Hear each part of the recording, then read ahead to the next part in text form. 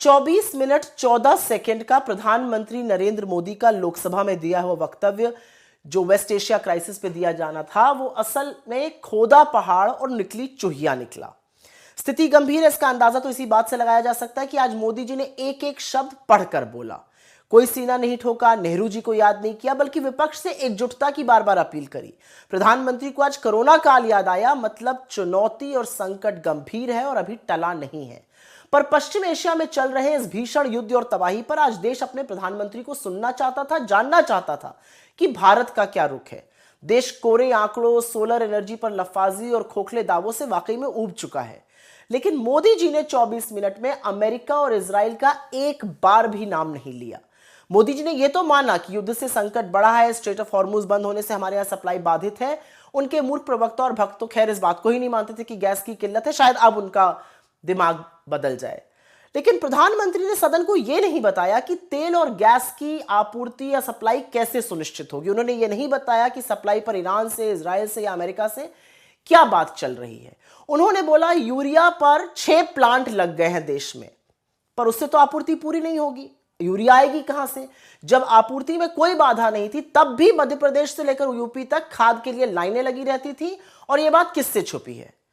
किसानों के हितों को यूएस ट्रेड डील में स्वाहा करके मोदी जी किस मुंह से आज किसानों के विश्वास को जीतने की बात कर रहे थे? और यह कितनी बड़ी विडंबना है कि अमेरिका को अपनी एनर्जी सिक्योरिटी सौंप कर आज प्रधानमंत्री एनर्जी सिक्योरिटी पर बतिया रहे थे। यह कौन बताएगा कि जो रूसी तेल हम बड़े डिस्काउंट पर खरीदते थे, आज वही प्रीमियम देकर अमेरिका की स्वीकृति के बाद खरीदा जा रहा है। उन्होंने नहीं बताया कि एलपीजी, पेट्रोल, इंडस्ट्रियल डीजल, सरसों का तेल, रिफाइंड ऑयल, कोयला सब महंगा हो गया है।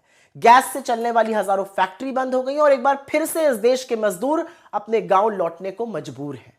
प्रधानमंत्री ने कहा कि देश में रिफाइनिंग कैपेसिटी बढ़ गई है, लेकिन यह नहीं बताया कि पिछले 12 सालों में कच्चे तेल के प्रोडक्शन में 28% गिरावट क्यों और कैसे आ गई। अपने वक्तव्य में इस देश के प्रधानमंत्री ने अमेरिका और इजराइल द्वारा एक संप्रभु सॉवरेन देश के सर्वोच्च नेता के टारगेटेड असैसिनेशन पर एक शब्द नहीं बोला।